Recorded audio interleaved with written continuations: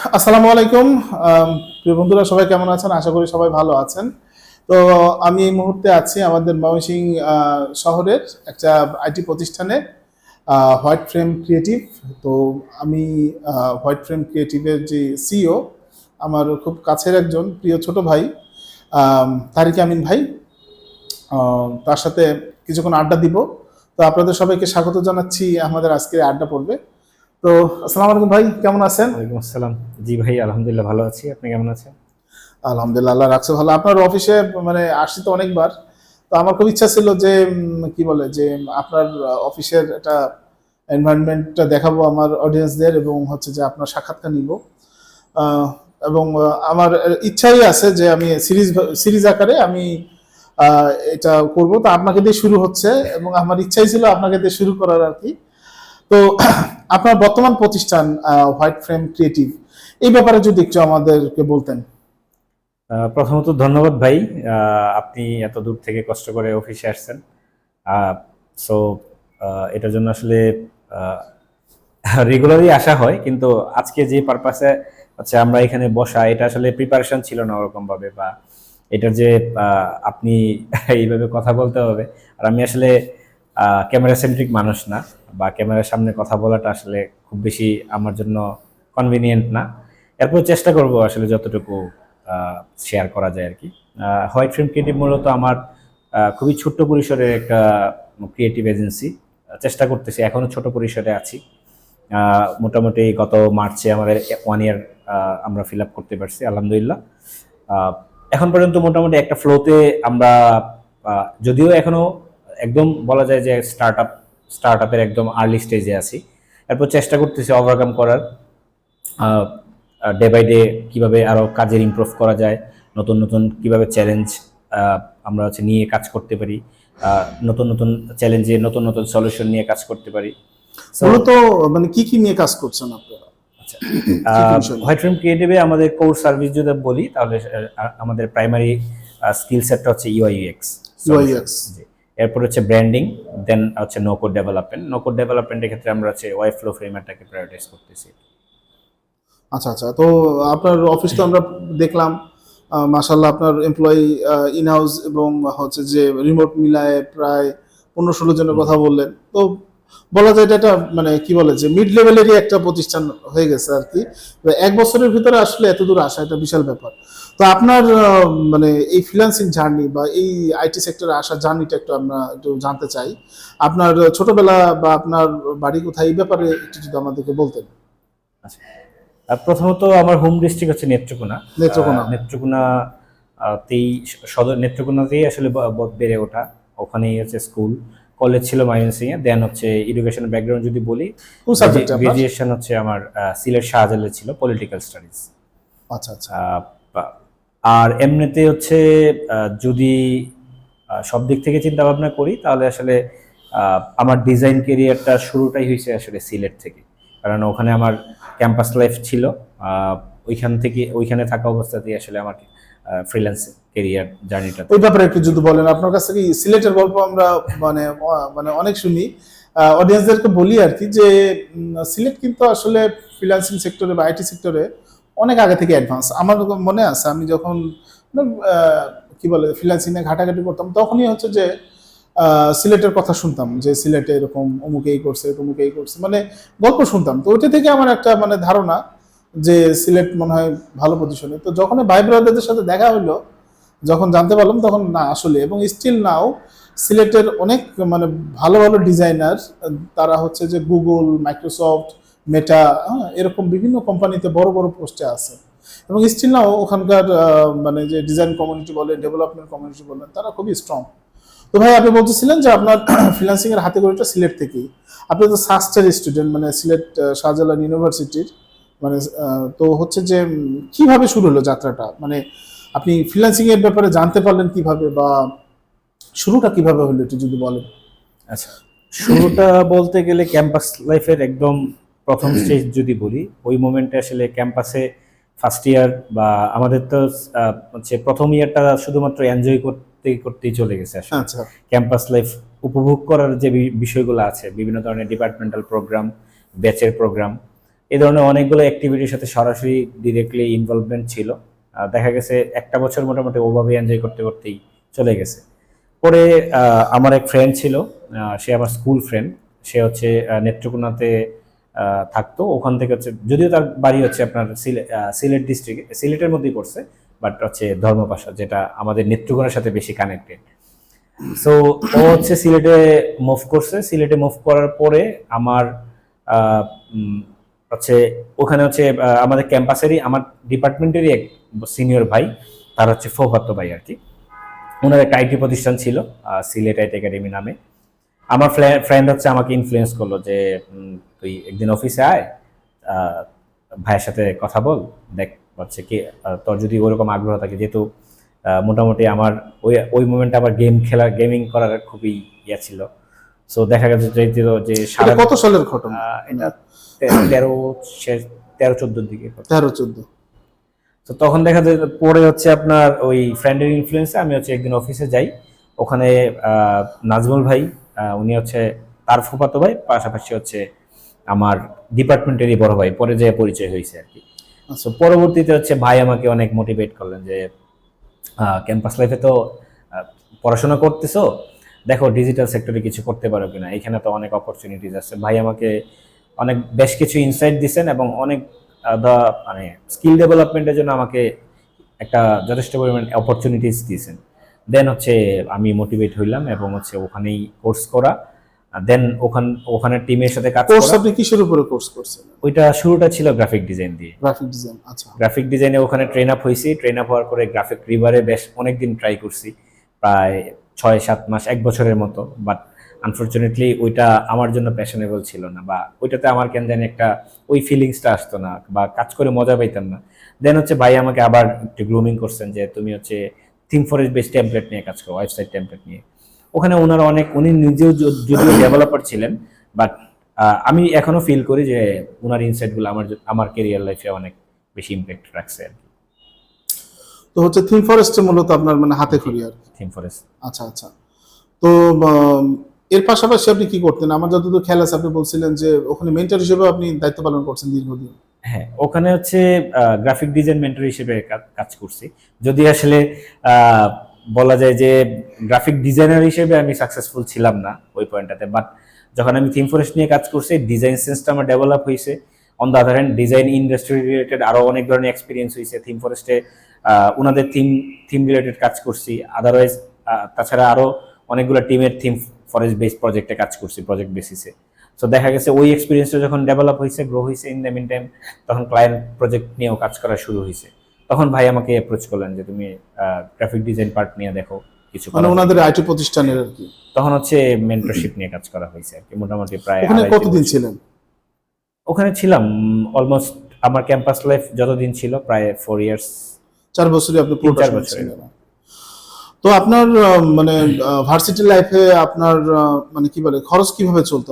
আপনি কি মানে তখনই ইনকাম করতে পারতেন এরকম, নাকি না কিভাবে চলতো আসলে? না, আমার বাড়ি থেকে কি টাকা নিতেন?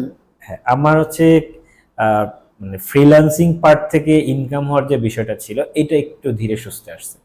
এটা যে অনেকেই থাকে না যে আসলে তারা থাকে আর কি, হ্যাঁ, মানে আমাকে মানে 1 মাসের ভিতরে ইনকাম করতে হবে, আপনার এরকম তেমনই ছিল না। 6 মাস 1 বছর অনেকেরই এরকম চলে আসে, বাট আমার ফ্লোটা একটু আস্তে ধীরে আসছে। কারণ আমাদের আসলে যদিও আসলে আমি একাডেমিক লাইফে খুব বেশি রেগুলার বা খুব বেশি আসলে ওই প্যাশনেট ছিলাম না, এরপর আসলে দিন শেষে আমার ক্যাম্পাস লাইফ শেষ করার জন্য হলেও সেমিস্টার সিস্টেম যেহেতু ছিল আমাদের, প্রতি সেমিস্টারেই টার্ম টেস্ট, এক্সাম, ফাইনাল, তারপর হচ্ছে সেমিনার ছিল, আবার রিসার্চ করার জন্য বিভিন্ন প্রজেক্টে নিয়ে আমাদের হচ্ছে টাঙ্গুয়ার হাওর বা এরকম ইয়াতে রিসার্চ করতে যাইতে হইতো বা ডাটা কালেকশনে যাইতে হইতো। তখন দেখা গেছে যে আসলে ওই ডিজিটাল ক্যারিয়ার এবং হচ্ছে একাডেমিক্যাল লাইফ দুইটাই আসলে ব্যালেন্স করতে গিয়ে আমার ইনকাম প্রসেসটা একটু ডিলে হয়েছে। যদিও মানে ক্লায়েন্ট বেসিসে ইনকাম প্রসেসটা ডিলে হয়েছে, বাট অফ ওই একাডেমিক বা হচ্ছে ওইখানে হচ্ছে কিছু ইনভলভমেন্ট ছিল ওনাদের থিম ফরেস্ট প্রজেক্টে, পাশাপাশি ওনাদের মেন্টরিংয়ে, ওখান থেকে হচ্ছে ওই কিছু আসতো আর কি। আর এমনিতে ফ্যামিলি থেকেই কন্ট্রিবিউশনটা সবচেয়ে বেশি ছিল, ওই ডিপেন্ডেন্সি মানে আপনার আসলে ওইভাবে মানে নিডটা ছিল না, মানে টাকা পয়সা মানে অত প্রেশার ছিল না, যার কারণে শেখার প্রতি বেশি ফোকাসটা দিতে পারছেন। আমাদের ক্ষেত্রে একটা ভুল হয় যেটা আমি মনে করি, সেটা হচ্ছে যে আমরা অধিকাংশই মিডিল ক্লাস বা লোয়ার মিডিল ক্লাসের ছেলে মেয়েরা আসলে ফ্রিল্যান্সিং সেক্টরে বেশি আসি, এবং দেখা যায় যে আমাদের তাড়নাটা থাকে প্রচুর, মানে ইনকাম করতে হবে ইনকাম করতে হবে। তো এটা করতে যায় দেখা যায় যে মানে ওই শেখার প্রতি ফোকাসটা থাকে না। যেমন আমার নিজের কথা বলি, আমি জব ছেড়ে দিয়ে আপনার ফ্রিল্যান্সিং সেক্টরে আসছি, তো আমার মানে ইনকাম মানে যেদিন ঢুকছি তার পরের দিন থেকে হলে আর বেশি বেস্ট হতো আর কি, যদিও সময় লাগছে অনেক। তো এটা হয়েছে কি, যেটা করতে চাই আমি আমার স্কিলটা ওইভাবে ডেভেলপ করি না, আমার ট্র্যাকটাই হচ্ছে ভিন্ন, এবং স্টিল নাও ফ্রিল্যান্সিং সেক্টরে 10 বছর পার করে দেওয়ার পরেও মানে আমি এখনো স্ট্রাগল করতেছি, বা মনে হচ্ছে যে আমার মানে আসলে এইভাবে যেভাবে হওয়া উচিত ছিল ওইভাবে হয় নাই। তো এটা সবার প্রতি একটা শিক্ষা যে আর্মিতে একটা কথা আছে যে ট্রেনিং যত কঠিন যুদ্ধ তত সহজ। আপনি ভালো করে যত শিখবেন, একটা নির্দিষ্ট স্কিল ডেভেলপ করে আসবেন, আপনি ভালো থাকবেন। আর আপনি কোনো রকম করে শিখে চলে আসবেন এই যুদ্ধক্ষেত্রে, মানে ফ্রিল্যান্সিং সেক্টর বা আইটি সেক্টরটা যুদ্ধক্ষেত্র, বিশ্বের সমস্ত দেশের মানে এক্সপার্টদের সাথে আপনার যুদ্ধ হচ্ছে। ফাউন্ডেশনটা আসলে হ্যাঁ, স্ট্রং থাকা। ফাউন্ডেশনটা খুব গুরুত্বপূর্ণ, খুব গুরুত্বপূর্ণ। তো আমাদের তারিক আমিন ভাইয়ের ফাউন্ডেশনটা খুব স্ট্রং ছিল, এটা একটা প্লাস আসলে পয়েন্ট। স্ট্রাগল যে যায় নাই তা না, আমার একদম আর্লি স্টেজেই একটা মানে ক্রুশাল মোমেন্টে আমার নতুন ল্যাপটপ হচ্ছে নষ্ট হয়ে যায় আর কি। মাত্র ওয়ারেন্টি শেষ হয়েছে, 1 বছর হয়েছে। তো আমি আর তখন এক্সাম থাকার কারণে আমি ঢাকায় রায়ান্সে যাইতে পারিনি। তখন হচ্ছে লোকাল একটা সিলেটে দোকানে ঠিক করাইতে দিয়েছিলাম, প্রায় 2 মাস 3 মাস হচ্ছে আমাকে ঘুরিয়ে পুরো আমার ডিভাইস ডেড করে ফেলছে। তো ওই মোমেন্টে আসলে ফ্যামিলিকে আবার নতুন করে ডিভাইসের জন্য বলাটা, এটা আমার জন্য টাফ ছিল। বা হচ্ছে কিছু সিচুয়েশনাল ইস্যু ছিল, যে কারণে আসলে ফ্যামিলির সাথে এটা শেয়ার করা হয়নি। তো ওই মোমেন্টে আসলে আমি আমার জার্নিটা একটা মানে আর্লি স্টেজটাকে ওভারকাম করার চেষ্টা করতেছি, একটা ক্রুশাল মোমেন্ট ছিল। সো আমার ডিভাইস ছাড়া তো আসলে তখন হচ্ছিল না। তখন ভাই হচ্ছে আমাকে নাজমুল ভাই আমাকে বললেন, তুমি অফিসেই হচ্ছে প্র্যাকটিস করো, এখন ল্যাবে গিয়ে প্র্যাকটিস করো। এখন অফিসে ল্যাবে গিয়ে তো আসলে কতটুকু টাইম প্র্যাকটিস করা যায় দিন শেষে পার্সোনাল ডিভাইস না থাকলে। তখন হচ্ছে ওয়ালটনের একটা অফার ছিল, আমার কাছে মনে হয় যে ওইটা মনে হয় আমার জন্যই অফারটা ছিল। এরকম যে অফার ছিল, অফারটা ছিল এরকম যে স্টুডেন্টদেরকে হচ্ছে ল্যাপটপ কিস্তিতে ল্যাপটপ দিচ্ছে। Wow. এখন কিস্তিতে ল্যাপটপ দিচ্ছে, এখানে ডাউন পেমেন্টের অনেক বিষয় দিয়ে আছে। ইন দ্য মিন টাইম আমি অনেকগুলো হচ্ছে তখন সিঙ্গারের কিস্তিতে ল্যাপটপ দিত। সো এরকম যে জায়গাগুলোতে অপরচুনিটি ছিল আমি খোঁজাখুঁজি নেওয়া শুরু করলাম। সিঙ্গার টিঙ্গার ওদের অনেক হচ্ছে আপনার কন্ডিশন। তারপর হচ্ছে ওয়ালটনে গেলাম, ওয়ালটনে গেলে আমাকে বলতেছে আপনার এজ এ স্টুডেন্ট হিসেবে, যেহেতু আপনি সাস্টের স্টুডেন্ট বা পাবলিক ইউনিভার্সিটি স্টুডেন্ট, আপনার যদি কোনো 2জন গ্যারেন্টার থাকে তাহলে আপনার কোনো ধরনের কোনো হচ্ছে মনে হয় ডাউন পেমেন্ট আমার 10K এরকম একটা ডাউন পেমেন্ট দিতে হয়েছিল আর কি। কিন্তু রেফারেন্স হিসেবে আপনাকে ওই যে ডিপার্টমেন্টের একজন টিচার থাকতে হবে আর একজন গ্যারেন্টার থাকতে হবে। তো তখন হচ্ছে নাজমুল ভাইয়ের সাথে ব্যাপারটা শেয়ার করলাম, ভাই বললো সমস্যা নেই, তুমি ইনিশিয়েটিভ নেও, আমার সাইড থেকে আমি ডকুমেন্ট দিয়ে দিব। ভাই হচ্ছে তখন আসলে এই এই যে হেল্পটা, এটা আসলে unbelievable. On the other hand আমার ডিপার্টমেন্টের সেম একজন টিচার ছিলেন শাকিল স্যার, ওনার সাথে ওনাকেও জিনিসটা শেয়ার করলাম, স্যার এরকম এরকম, স্যার ইনস্ট্যান্ট আমাকে হচ্ছে আইডি কার্ডটা দিয়ে বলো তুমি ফটোকপি করে নিয়ে আসো। সো এই যে এই হেল্পগুলা আসলে ওই মুমেন্টে আমার জন্য মানে হিউজ একটা বিষয় ছিল। আমি যতদিন হচ্ছে অন্তত আমার মানে ব্রেইন মানে স্টেবল পজিশনে আছে বা মারা যাওয়ার আগ পর্যন্ত এই 2টা পার্সনের এই কন্ট্রিবিউশনটা আমি কখনোই ভুলবো না। যাক, খুব ভালো লাগলো আর কি। আসলে আমাদের এই দীর্ঘ যাত্রায়, ফ্রিল্যান্সিং যাত্রায় এরকম অনেক হেল্পিং হ্যান্ড থাকে আর কি, যাদের হেল্প ছাড়া আসলে এই পর্যন্ত আসা সম্ভব হতো না। তো আমাদের উচিত তাদেরকে কৃতজ্ঞতা চিত্তে স্মরণ করা। আমারও এরকম কাহিনী আছে, সবারই আছে, তো মনে থেকে আমরা তাদের জন্য দোয়া করি। আচ্ছা, তো আপনার পড়াশোনা কমপ্লিট হয়ে গেল, তারপরে তারপরে কি করলেন? এরপরে হচ্ছে আমার মোটামুটি 18 শেষ দিকে সম্ভবত, 18 শেষ দিকে অথবা শুরুর দিকে গ্রাজুয়েশন কমপ্লিট হয়েছে। আচ্ছা, সো ওই তখন হচ্ছে মোটামুটি আমার 16 শেষ থেকে আমার একটা ক্লায়েন্ট বেস ফ্লো শুরু হয়েছে। মানে আপনি কি শুরুটা হয়েছিল মার্কেট প্লেসে নাকি না? না, শুরুটা হয়েছে হচ্ছে মূলত, যদিও আসলে এটা মানে খুব বেশি আসলে আমি ওইভাবে হাইলাইট করে বলি না, কারণ এটাতে কিছু জিনিস কিছু বিষয় আছে আর কি, যেটা আমি ছাড়া আসলে কেউ রিলেট করতে পারবে না। কারণ ওই মোমেন্টে আসলে ড্রিবল বা আপলেপস এগুলা খুব হট টপিক ছিল, বিহান্স এগুলা খুব মানে ছিল, রিসোর্সেবল ছিল ডিজাইনারদের কাছে। সো ওই মোমেন্টে আমি থিম ফরেস্টে কিছু প্রজেক্ট বা হচ্ছে একজন আমার হচ্ছে আপনারই মানে থিম ফরেস্টে কি থিম হয়েছিল? হ্যাঁ, অনেকগুলো থিম অ্যাপ্রুভ। কতগুলো হয়েছিল? আমার হচ্ছে থিম ফরেস্টের প্রথম থিমই আমার অ্যাপ্রুভ হয়েছে। মাশাআল্লাহ, বিশাল ব্যাপার। প্রথম চান্সে হ্যাঁ, একেবারে। কিন্তু আমি গ্রাফিক রিভারে প্রায় 100-র উপরে ফাইল দিছি, আমার অ্যাপ্রুভ হয়নি। থিম ফরেস্ট আপনার জন্য লাকি ছিল। হ্যাঁ, লাগে ছিল। কতগুলি থিম এখানে আসলে সিনিয়রদের গাইডেন্স ছিল আসলে। আচ্ছা আচ্ছা। যেমন ধরেন হচ্ছে ওখানে ওই টিমে ইকোলজি থিম ছিল নাম ওইটার। ওখানে একজন ভাই ছিলেন, উনিও সিলেটে মোটামুটি ভালো ক্রিয়েটিভ একজন পার্সন। সিলেটের যদি আমি টপ 20 জনের মধ্যে চিন্তা করি, সে একজন জাবেল ভাই নাম, উনি হচ্ছে ওই টিমে ডিজাইন হেড ছিল বা লিড ডিজাইনার ছিল থিম ফরেস্টের। তখন হচ্ছে ভাইয়ের গাইডেন্স ছিল, হেল্প ছিল। সো তখন আমরা ওই যে থিম ফরেস্টের প্রজেক্টের থেকে কিছু কিছু ওই আপনার বিভিন্ন লোকাল থিমের হচ্ছে কাজ করছি, বিভিন্ন ঢাকা বা এরকম, এটা ক্রিকেটে খ্যাপ বলেন না ওইরকম আর কি। সো এরকম কাজ করছি, পাশাপাশি কিছু স্পেসিফিক ড্রিবল সেন্ট্রিক ওই জাবেল ভাইয়ের গাইডেন্সে আমি কিছু স্পেসিফিক ড্রিবল সেন্ট্রিক কাজ করছিলাম। আমি জানি না এটা মানে ইনফ্লুয়েন্সটা কিরকম ছিল, এখন ফিল করি যে এটা আসলে আল্লাহর একটা অন্যরকম মানে অশেষ মানে রহমত ছিল আসলে।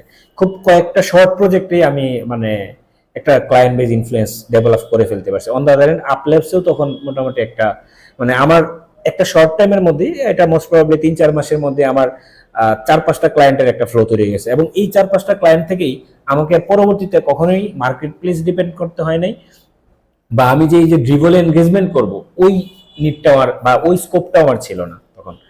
এদের দিয়ে শুরু হয়েছিল এবং মোটামুটি ওইখান থেকে ওই 5-6টা ক্লায়েন্ট থেকেই রেফার আস্তে আস্তে আমার মোটামুটি প্রায় 2018-র দিকে আমার মোটামুটি 50-50 মতো হচ্ছে ক্লায়েন্ট বেস দাঁড়াইছিল। এবং তখন একটা স্টেবল পজিশনে আমার মোটামুটি একটা চলে আসছিল। আচ্ছা, তারপরে হচ্ছে যে আমি যতদূর জানি যে আপনি রিমোট জব করতেন, ওই ব্যাপারে যদি একটু বলতেন আর কি, মানে আচ্ছা ওইটা জার্নিটা কিভাবে হলো? আমার ওই লোকাল জবের যা এক্সপিরিয়েন্স ওই ইকোলজি থিম বা হচ্ছে ওই পার্ট টাইম বেসিসে থিম ফরেস্ট বেস টিমগুলোতে হেল্প করা, ওইগুলা ছাড়া আসলে আমার অফিস জবের ওইরকম কোনো এক্সপিরিয়েন্স নাই। যদিও আমি জুম শেপারে ট্রাই করছিলাম, শর্ট লিস্টেডও হয়েছিলাম, বাট আনফরচুনেটলি টাস্কে তখন আসলে অতটা বুঝে শুনে যে টাস্ক করার একটা বিষয় আছে, ওই জিনিসটা আসলে রিলেট করতে পারি নাই। সো এরপরে আর কখনোই ট্রাই করা হয়নি। এরপরে ফ্রিল্যান্স জবের দিকে ফ্রিল্যান্স প্রজেক্টের দিকে ফোকাস ছিল বেশি। এরপরে 2019-এ যখন আমি ময়মনসিংহে ব্যাক করছি, ময়মনসিংহে ব্যাক করার পরে ময়মনসিংহে ব্যাক করার কিছুদিন আগে ওই যে সিলেটের কমিউনিটির কথা আমি সবসময় বলতে স্বাচ্ছন্দ্য বোধ করি। সিলেটের কমিউনিটিটা খুবই স্ট্রং একটা পয়েন্ট, এবং বাংলাদেশ ফ্রিল্যান্স কমিউনিটিতে বা ডিজাইনার কমিউনিটিতে সিলেটের কমিউনিটি আমি মনে করি যে সবচেয়ে একদম স্টার্টিং পয়েন্ট থেকে সিলেটের কমিউনিটি আজকের যত কমিউনিটি ডেভেলপ হয়েছে আমি ফিল করি যে সিলেটের কমিউনিটির হাত ধরেই আর কি, বা সিলেটের কমিউনিটিকে দেখেই ইন্সপায়ার হয়েই আসলে। সো ওইখান থেকে আসার যেহেতু চলে আসতেছি, ওখানে অনেক ভাই ব্রাদার ছিল, যেহেতু চলে আসতেছি ময়মনসিংহ তো আমি কাউকে চিনি না আমার প্রফেশনাল সেন্ট্রিক। সো এখন হুট করে এসে আসলে আমি আমার সার্কেলের সাথে আড্ডা দেওয়া আর কমিউনিটি ভাই ব্রাদারদের সাথে আড্ডা দেওয়া দুইটার মধ্যে যথেষ্ট পরিমাণ গ্যাপ আছে। আপনার ময়মনসিংহে মুভ করার কারণটা কি ছিল? মানে ওটা হচ্ছে সিলেটে তো আপনার ভাই ব্রাদার বন্ধু বান্ধব ছিল, আমার কাছে তখন মনে হয়েছে যে ময়মনসিংহে মুভ করাটা, কারণ যেহেতু আমার এলাকা নেত্রকোনা, নিজের এলাকা, এই জন্য ময়মনসিংহটা আসলে প্রিফারেবল ছিল আর কি। এবং আমার এলাকার সাথে কানেকশনটা তৈরি করা একটা ইয়া ছিল আর কি, আর ফ্যামিলির সাথে ইনভলভ থাকা এরকম আর কি, ফ্যামিলির কাছাকাছি থাকা আর কি। তো তখন হচ্ছে একটা কমিউনিটি ট্রাই করছিলাম ময়মনসিংহে। তখন আপনাকে নক দেওয়া হয়েছিল, যে কোনো কারণে হোক আপনি ব্যস্ততার মধ্যে ছিলেন, হয়তো খেয়াল হয়নি। হ্যাঁ, খেয়াল হয়নি।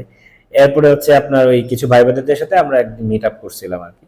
তো ওখান থেকে একজন ভাই ময়মনসিংহে, উনি হচ্ছে ওয়েব ডেভেলপার আর কি, ফ্রন্ট এন্ড ডেভেলপার, ওনার সাথে হচ্ছে আমি টাই আপ করছিলাম। তখন আমরা দুইজন প্রজেক্ট বেসিসে কাজ করছি কিছু। ইন দ্য মিন জার্মানির একটা টিমে আমি শর্ট টাইমের জন্য হচ্ছে ইনভলভ হয়েছিলাম, বাট পরবর্তীতে আর ওইটা কন্টিনিউ করি নাই, কারণ হচ্ছে ওখানে কিছু বলতে ওইটার জিনিসটা এভাবেই বলি যে ওইটা আসলে আপনার ডেটিং একটা অ্যাপে কাজ করার ইনভলভমেন্ট, মানে এটা আমাদের নীতির সাথে যায় না আর কি। পরে ওটা হচ্ছে ইগনোর ছিল, এবং ওইখানে যে ফাউন্ডারটা ছিল তার আসলে বিহেভিয়ারাল অ্যাক্টিভিটিসটা অনেক রুট ছিল। সো ওভারঅল সব দিক বিবেচনা করে পরে হচ্ছে ওটা লিভ করছি। দেন আমরা দুইজন একসাথে বেশ কিছু ভালো প্রজেক্টে কাজ করছিলাম। যেই মানে যার উনি নামে হচ্ছে ওয়েব ডেভেলপার, আপনি হচ্ছেন কি ইউএক্সআই দেখতেছেন, কোলাবোরেশন করে আর কি। collaboration, যেই যার নামের একটা প্রজেক্ট আমরা হচ্ছে এটা হচ্ছে আপনার দুবাইয়ের একটা প্রজেক্ট ছিল আর কি। আহ, ওই ক্লায়েন্টটা হচ্ছে তার রিয়েল এস্টেট একটা হচ্ছে আপনার ফেসবুক যেমন একটা কমিউনিকেশনাল একটা টুল বা প্ল্যাটফর্ম, ওইটা হচ্ছে রিয়েল এস্টেট যারা হচ্ছে বিজনেস করে বা রিয়েল এস্টেট অডিয়েন্স যারা আছে তাদের জন্য একটা প্ল্যাটফর্ম ছিল। ওইটাতে আমরা টাইপ করছিলাম, মোটামুটি এটা ভালো একটা প্রজেক্ট ছিল। ওইটা উনি ওনার আপওয়ার্ক প্রোফাইল হচ্ছে এবং উনি মোটামুটি আপওয়ার্কে মানে আমি যেহেতু মার্কেট প্লেস সেন্ট্রিক কাজ করি নাই এবং উনি যেহেতু মার্কেট প্লেস সেন্ট্রিক কাজ করছে, দুইটা টাইপ করার জন্য আমার এবং ওনার টাইপ করার জন্য ট্রাই করা হয়েছিল। দেন হচ্ছে ওখান থেকে হচ্ছে আমার রিমোট জবের ওই মানে বড় মানে লং টার্মের যে রিমোট জবটা আমার ওখান থেকে হচ্ছে আসা আর কি। আচ্ছা আচ্ছা, মানে ওইটা আপওয়ার্কে ওই প্রজেক্ট আপলোড করার পরে মানে হচ্ছে যে আপনি অফার পান আর কি, যে হ্যাঁ, ওই আমরা কোম্পানি দুজনেই অফার পাই, দুজনেই আমাদের পান। দুইজনকে একসাথে হায়ার করা হয়। ওই কোম্পানিটা কোন দেশে ছিল? এটা হচ্ছে নরওয়ে নরওয়ের। এবং আচ্ছা, আচ্ছা। বাংলাদেশে পরবর্তীতে এই টিমটা প্রায় 20+ মেম্বারের টিম হয়েছে বাংলাদেশে। 20 আমাদের plus। নরওয়েতে, সুইডেনে, তারপর হচ্ছে সুইজারল্যান্ডে এরকম কয়েকটা জায়গায় ব্রাঞ্চ ছিল। বাংলাদেশে এরপরে হচ্ছে প্রায় আমরা 20 জন প্লাস হয়েছে, কিন্তু 20 জন। স্টার্টিং মোমেন্টে আমি এবং সে আপনাদের দুজনকে দিয়ে শুরু হয়েছে। শুরু হয়েছিল আর কি। বিশাল ব্যাপার। তো ওই নরওয়ের কোম্পানিতে আপনি কতদিন ছিলেন আর কি? ওখানে অলমোস্ট 3 years প্লাস, 3 বছর। 3 বছরের উপরে হবে। তো রিমোট জবে তো অনেক সুবিধা আছে, আমরা জানি, যেটা হচ্ছে যে মানে এটা কাইন্ড অফ কি বলে পার্মানেন্ট জবই আর কি, এবং ফ্যাসিলিটি গুলো আসলে ইন্টারন্যাশনাল লেভেলের পাওয়া যায়। এই ব্যাপারে যদি একটু বলতেন আর কি। এটা আসলে আহ, মোটামুটি রিমোট জবের যে কালচারটা এখন আমরা মানে ইন্টারন্যাশনালি যে অর্গানাইজেশন গুলো আছে ওদের যে ভ্যালুয়েশন গুলো থাকে, ওরাও আসলে দিন শেষে যে আমাদেরকে একদম হাইলি পে করতেছে ব্যাপারটা এরকম না। হ্যাঁ, আমাদের লোকাল স্ট্রাকচার থেকে অনেক অনেক অনেক বেটার বেটার, এবং অনেক বেটার। অনেক বেটার, এবং আমাদের ইন্ডাস্ট্রিতে অনেক সিনিয়র আছেন যারা ইভেন 10K প্লাস স্যালারি বাংলাদেশে বসে হচ্ছে নিচ্ছেন। সো এই যে ওভারঅল রিমোট জবের যে এক্সপিরিয়েন্সটা, এটাতে যেমন ফ্লেক্সিবিলিটি আছে কাজ করার, ফ্রিডম আছে কাজ করার, বাট রেসপন্সিবিলিটিও আছে অনেক কিছু। আবার অনেক ক্ষেত্রে দেখা যাচ্ছে যে কমিউনিকেশনাল যদি গ্যাপ থাকে তখন এটা অনেক বড় একটা ইম্প্যাক্ট ক্রিয়েট করে। সো রিমোট জবের ক্ষেত্রে কমিউনিকেশনাল ব্যাপারটা অনেক অনেক এসেনশিয়াল আর কি। অনেক কিছু শেখারও তো আছে, শেখার- কারণ হচ্ছে যে মানে অনেক তারা তো অনেক জি। ট্রেনিং প্রোভাইড করে। তারপরে একটা অফিস কালচারের অনেক Culture ব্যাপার আছে, স্যাপার আছে, right. যেগুলো আসলে মার্কেট প্লেসে বা এমনি সোলো কাজ করে আসলে এটা পাওয়া সম্ভব না। এটা তারপর হচ্ছে বিভিন্ন কান্ট্রি, অনেক অনেক রিমোট অর্গানাইজেশন আছে যাদের আসলে বিভিন্ন কান্ট্রির এমপ্লয়ি আছে। তখন দেখা যাবে যে আমার কালচারের বাইরেও আমি অনেক হচ্ছে মানে অনেক কান্ট্রির কালচারের পার্সনদের সাথে কোলাব করার সুযোগ থাকতেছে। তো ওইটাও কিন্তু একটা হিউজ। ওখানে তো আপনি একটা টিম দেখতেন মনে হয়, মানে আপনার আন্ডার কি সুপারভিশনে কেউ কাজ করতো ওরকম? বা শুরুতে আমার আন্ডারে আমি যেহেতু কাজ আপনার শুরু করতাম। শুরু তো হয়েছিল আপনাদের দিয়ে। জি, শুরুতে আমার আন্ডারে আমি কাজ করতাম বলা যায়। গেটনেটের ডিজাইন টিমটা শুরুই মানে ডিজাইন টিম বলতে মানে ডেডিকেটেড ডিজাইন টিম শুরুটাই হচ্ছে আপনার আমাদের। মাধ্যমে। জি। এর পরবর্তীতে সুপারভাইজ করার যে বিষয়টা আছে, আমি এটাকে সুপারভাইজ বলবো না, আমরা এরপর হচ্ছে জুনিয়র লেভেলের একজন ঢুকছিল, বাট আমরা কোলাবোরেশন হিসেবে কাজ করছি আর কি। বাট এরপর হচ্ছে আরো 2 জন সিনিয়র ডিজাইনার অনবোর্ড হয়েছেন, আমরা এজ এ টিম হিসেবে কাজ করছি। সো বলা যায় যে আসলে হোল টিমটাই আমরা হচ্ছে এনজয় করে কাজ করছি আর কি, বুঝতে এটা পারছি। হচ্ছে main। আর আমাদের প্রোডাক্ট সেন্ট্রিক কাজ ছিল, তো দেখা গেছে যে আসলে এখানে কোলাবোরেশনটাই সবচেয়ে বেশি হয়েছে। তো আপনি ওখানে ভালো পজিশনে ছিলেন, স্যালারিও একটা হ্যান্ডসাম স্যালারি পাইতেন, ফ্যাসিলিটিও ভালো ছিল।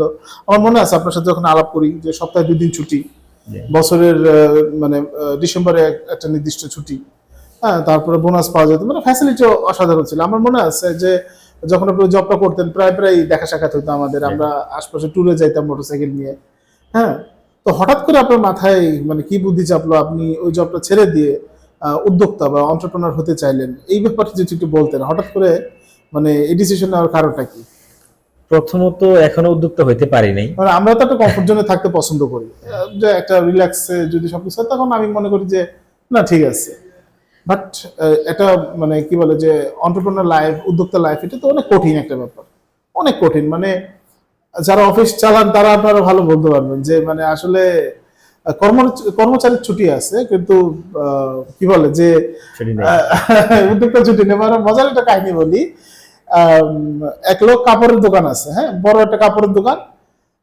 মানে বিয়ের জন্য মেয়ে দেখতেছে কিন্তু পাত্রী পাচ্ছে না, ঠিক আছে? কারণ কি? কারণ হচ্ছে যে ব্যবসায়ী, ব্যবসায়ী তো ব্যবসায়ী এই জন্য টাকা মানে মেয়ে পাচ্ছে না। মজার ব্যাপার হচ্ছে তার কর্মচারী বিয়ে হয়ে গেছে, কারণ সে হচ্ছে জব করে, ঠিক আছে? যে অমুক দোকানে মানে সে জব করতেছে আর কি। তো যেহেতু জব করতেছে কিন্তু চাকরি করতেছে, যাক মানে মালিকের বিয়ে হয় না, উদ্যোক্তার বিয়ে হয় না, কিন্তু কর্মচারীর বিয়ে হয়ে গেছে, চাকরি করে। তো হঠাৎ করে ডিসিশনটা কেন নিলেন আর কি?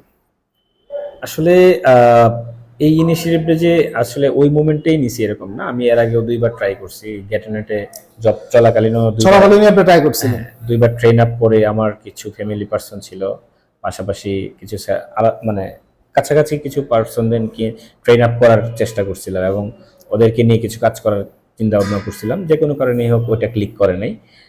ওইটা আমার জন্য একটা হিউজ একটা মানে লস প্রজেক্ট ছিল আর কি। লস প্রজেক্ট এবং পাশাপাশি শিক্ষণীয়, শিক্ষণীয় আপনি শিখতে পারছেন। অবভিয়াসলি লার্নিং এর আসলে লার্নিং ফেজের আসলে লস করলে কিছু নাই, কারণ না, আপনি loss যখন বলে শিখছেন ওটা তো একটা দাম আছে, তাই আর না? দ্বিতীয়ত যদি বলি আসলে এন্টারপ্রেনার এখনো হই নাই, এখনো আসলে বলা যায় যে এখনো লার্নিং স্টেজে স্টেজে আছি আর কি। সো যদি ওভারঅল মেইন মানে আমার ভিশনটা বলি, সেক্ষেত্রে হচ্ছে এমন কিছু নিয়ে কাজ করতে চাই যেখানে হচ্ছে আমি এবং আমার একটা এন্টায়ার টিম থাকবে এবং ড্রিম নিয়ে কাজ করতে পারি। এটার অন্যতম হচ্ছে মেইন পয়েন্ট ছিল আর কি আমার এজেন্সি স্টার্ট করার বা এজেন্সি বিজনেস স্টার্ট করার, যেখান থেকে আসলে কিছু ড্রিম সেন্ট্রিক প্রোডাকশন মানে নিয়ে আপনার একটা স্বপ্ন ছিল, ওই স্বপ্নটাকে বাস্তবায়ন করার জন্যই উদ্যোক্তা হওয়া। আসলে যখন জব করা হয় মানে তখন আসলে চাইলে অনেক কিছু করা যায় না, যদিও বাইরের রিমোট জব বা বলেন বা এগুলো তো কিছু মানে ফ্রিডম পাওয়া যায়, কিন্তু তারপরেও তো চাইলে অনেক কিছু করা যায় না। তো আমরা আনসারটা পাইছি আর কি। রিমোট জব করলে যে আসলে হিউজ ফ্লেক্সিবিলিটি থাকে ব্যাপারটা এরকম না। এখানে স্যালারির যে যেমন হাই, এখানে ডিপেন্ডেন্সিটাও অনেক হাই, এক্সপেকটেশনটাও ওইখানে হাই। সো দিন শেষে আসলে শুধু যে ব্যাপারটা আমরা হাই স্যালারি পাচ্ছি বা এখানে হাই ফ্যাসিলিটিস দেওয়া হচ্ছে ব্যাপারটা এরকম না। এখানে রেসপন্সিবিলিটিসটা বা স্কিল লেভেলটাও টাইম টু টাইম পলিশ করতে হয়, টাইম টু টাইম ট্র্যাকে থাকতে হয়, ট্রেন্ডের সাথে কানেক্টেড থাকতে হয়, ডে বাই ডে নিজের ইমপ্রুভমেন্ট নিয়ে কাজ করতে হয়। সো অনেক টিমের সিনারিও 7-7-5 7-7-7.5 ঘন্টা করে টাইম অফিস টাইম মেনটেন করতে হয়। সো দেখা যায় যে এই 7.5 ঘন্টা মেনটেন করতে গিয়ে হোল ডেই কভার হয়ে যায়। সো এরপরে যে আসলে এক্সট্রা কোনো কিছুতে ইনভলভ হওয়া, এটা আসলে মানে বাস্তবিকতে বাহির থেকে মনে হয় যে অনেক কিছু করা যায়, কিন্তু আসলে রিমোট জব করলে মনে হয় অনেক কিছু করার পসিবিলিটিস আছে, অনেক স্কোপ আছে। বাট ওই 7.5 ঘন্টা কভার করতে গিয়ে আলটিমেটলি এটা 9 পর্যন্ত চলে যায়। মানে আমি একটু যখনই কাজ করতেছি আবার আমার একটু ব্রেক নেওয়ার প্রয়োজন হলো, আমার তো ওই টাইমারটা স্টপ না, চালু না, আমাকে স্টপ করেই কিন্তু হচ্ছে যাইতে হবে। দ্যাট মিনস ওই যে আমি ব্রেকটা নিচ্ছি, ওই ব্রেকের কারণে তো আমার আধা ঘন্টা টাইম ডে থেকে মাইনাস হয়ে গেল। তখন দেখা যাচ্ছে যে ওই জিনিসটা আবার কোনো কারণে যদি আমি সকাল টাইমে কাজ স্টার্ট করতে পারি না, দেখা গেছে এটা হচ্ছে শেষ করতে করতে রাতে 9টা চলে যায়। সো এরকম সিনারিও আছে। আসলে ব্যাপারটা এরকম না যে রিমোট জব করলে আসলে আমরা হিউজ টাইম পেয়ে যাচ্ছি, মানে ভিতরে গেলে অনেক কিছু বোঝা যায়। তো যাই হোক, আপনি আপনার মানে স্বপ্ন বাস্তবায়ন করার জন্য আসলে এই মানে উদ্যোক্তা লাইফটা বেছে নিয়েছেন আর কি। এবং হচ্ছে যে আলহামদুলিল্লাহ গত 1 বছরে তো আপনার প্রতিষ্ঠান দেখতেছি যে অনেক আগাইছে আর কি। ভবিষ্যৎ পরিকল্পনাটা যদি বলেন, আমাদের ইন্টারভিউ টাইমটা অনেক বড় হয়ে যাচ্ছে, আমরা সংক্ষেপ করবো আর কি। তো এটা যদি একটু বলতেন। আগানোর ব্যাপারটা বলতে কি, এখনো আসলে মানে আমি যেটা ফিল করি আমার এজেন্সি বিজনেস এখনো আর্লি স্টেজেই আছে। আমি নিজেও এজ এ হচ্ছে ফাউন্ডারই বলা যায়, হচ্ছে অনেক লার্নিং কেস মানে ফেসের মধ্যে দিয়ে যাচ্ছি। ডে বাই ডে নিজেকেও ইমপ্রুভ করার চেষ্টা করতেছি, টিমকেও ইমপ্রুভ করার চেষ্টা করতেছি। সো মেইনলি ডিজায়ারটা হচ্ছে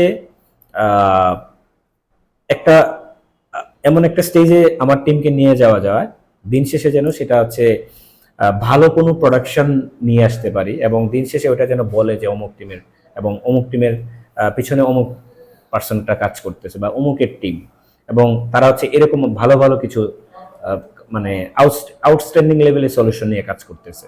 সো দিন শেষে এটা আসলে প্রাউডের জায়গা। এটা যেমন একটা বিষয়, আবার দিন শেষে আরো কিছু বিষয় আছে যে ওভারঅল এজেন্সি বিজনেসটা শুধুমাত্র আমার কাছে ফিনান্সিয়াল টার্গেট ফিল আপ করা না, এখানে হচ্ছে কিছু সোশ্যাল ওয়ার্কেরও বিষয় আছে। যেমন ধরেন দিন শেষে হচ্ছে আমি কিছু পার্সনের লাইফে কন্ট্রিবিউট করতে পারতেছি, আমি কিছু হচ্ছে জব পজিশন ক্রিয়েট করতে পারতেছি আমার থ্রুতে। অন দ্য আদার হ্যান্ড এটার থ্রুতে আমি এমন একটা ফান্ডিং জেনারেট করতে চাই যে ফান্ডিংটা হবে হচ্ছে মূলত কর্জে হাসানা ফান্ডিং এবং হচ্ছে ডোনেট ফান্ডিং। আমার এজেন্সি বিজনেসের সাথে এজেন্সি বিজনেসের প্রফিট মার্জিন এমআরআই সবকিছুই কানেক্টেড থাকবে, বাট ওটার বাইরেও আমি কিছু ফান্ডিং ডেভেলপ করতে চাই, যে ফান্ডিংটা আমার এজেন্সি বিজনেসের মাধ্যমে থ্রুতে আসবে এবং সেটা সোশ্যাল ওয়ার্কের পারপাসে কাজ করবে। সেটা আমার এমপ্লয়ি থেকে শুরু করে সেটা বাহিরে যে কোনো কিছুতেই হইতে পারে আর কি। সো এটা আসলে আমার একটা ড্রিম পয়েন্ট আর কি, যেমন কর্জে হাসানা ফান্ড ডেভেলপ করা আমার টিমে, তারপর হচ্ছে পেনশন ফান্ড ডেভেলপ করা, এরকম ছোট মানে কিছু যে ইনিশিয়েটিভ আমার নেওয়ার ইচ্ছে আছে আর কি। যদি ওইগুলো আসলে ড্রিমের অংশ, শুধুমাত্র যে আসলে প্রোডাকশন সেন্ট্রিক কাজ করবে ব্যাপারটা এরকম না। ফিনান্সিয়াল ক্যাপাবিলিটিসটা সেটা যেমন এজেন্সি গ্রোথের জন্য দরকার, সেটা হচ্ছে সোশ্যাল এনভায়রনমেন্টের বা সোশ্যাল অ্যাক্টিভিটির জন্য আমার ওই জায়গাটাতে ইচ্ছে আছে আর কি। এখন কতটুকু কি করতে পারবো এটা হচ্ছে আমার চেষ্টা, বা উপরওয়ালা বা আল্লাহ আমাকে কতটুকু সামর্থ্য দিবেন বা কতটুকু হচ্ছে আমি যাওয়ার মতো আমার হচ্ছে আমার ভাগ্যে লেখা আছে, ওইটা হচ্ছে ডিপেন্ড করবে। বাট আমার মেইন পয়েন্ট হচ্ছে আমার চেষ্টাটা আমাকে করতে হবে। ধন্যবাদ ভাই, খুব ভালো লাগলো আর কি যে আপনার এত সুন্দর সুন্দর স্বপ্ন আছে। দোয়া করি যেন আল্লাহ তাআলা আপনার এই স্বপ্নগুলো পূরণ করে। আর হচ্ছে যে উদ্যোক্তা লাইফ কঠিন একটা লাইফ, এটা এত সহজ না আর কি। তো আপনি একটা মানে আয়েশি জীবন ছেড়ে দিয়ে আপনি উদ্যোক্তা লাইফটা বেছে নিয়েছেন, এটা আসলেই মানে ধন্যবাদের দাবি রাখে। আর হচ্ছে যে আপনার মাধ্যমে অনেকগুলি মানুষের কর্মসংস্থান হয়েছে এবং ইনশাআল্লাহ ভবিষ্যতেও হবে। তো এটা একটা বিশাল ব্যাপার, মানুষের রিজিকের ব্যবস্থা করে দেওয়া, এটা মানে মানে এটা এটা এর থেকে বড় সবের কাজ আর কিছু হতে পারে না। তো আপনার মতো উদ্যোক্তা যারা আছে এরা হচ্ছে দেশের সম্পদ। নিজের কর্মসংস্থানের পাশাপাশি আরো অনেক মানুষের কর্মসংস্থান করা এবং সামাজিক এইগুলো করা আর কি, মানে যে দায়বদ্ধতা এগুলো পালন করা, এটা আসলে বিশাল ব্যাপার। তো অনেক সময় নিয়ে ফেলছি, জানি না আপনারা ধৈর্য সহকারে এটা দেখবেন কিনা। যদি দেখেন আমার মনে হয় যে এখান থেকে অনেক অনুপ্রেরণা পাবেন। বিশেষ করে তারেক আমিন ভাই আমার কাছের একজন, এবং আমি তার কাছ থেকে অনেক কিছু মানে পাইছি এবং ফলো করি আর কি। যে এত অল্প বয়সে উনি কিন্তু একেবারে ইয়াং একজন মানুষ, এই ইয়াং বয়সে উনি এত কিছু মানে করতেছেন। তো পরিণত বয়সে যখন আসবেন উনি, তখন ইনশাল্লাহ আরো অনেক ভালো পজিশনে থাকবেন নিঃসন্দেহে। তো দোয়া করি। তো ভাই খুব ভালো লাগলো আপনার অফিস পরিদর্শন করে এবং আপনার সাথে কথা বলে। তো ভালো থাকেন এবং আপনার প্রতিষ্ঠানের জন্য দোয়া করি, আপনার প্রতিষ্ঠান আরো বড় হোক। শুধু 10 জন 12 জন বা 100 জন না, 1000 মানুষের জন্য কর্মসংস্থান হয় এবং এটা যেন ওয়ার্ল্ডের ভিতরে একটা দৃষ্টান্ত স্থাপন করে আপনার প্রতিষ্ঠান, এই কামনা করি। দোয়া রাখবেন যেন হচ্ছে আমার হোয়াইট ফিল্ম ক্রিয়েটিভটাকে আমি হচ্ছে মাইমিনসিং যেহেতু আমরা মাইমিনসিং সেন্ট্রিক টিম, সেক্ষেত্রে মাইমিনসিং এর জন্য একটা এক্সাম্পল হিসেবে ডেভেলপ করতে পারি ইনশাআল্লাহ। তো ভাই ভালো থাকেন, আবার আলাপ হবে। আল্লাহ হাফেজ। তো সবাই ভালো থাকেন, ইনশাআল্লাহ নেক্সট এপিসোডে আপনাদের সাথে আবার আলাপ হচ্ছে অন্য কোথাও, অন্য কোনো প্রতিষ্ঠানে। সবাই ভালো থাকেন, আল্লাহ হাফেজ। আল্লাহ হাফেজ।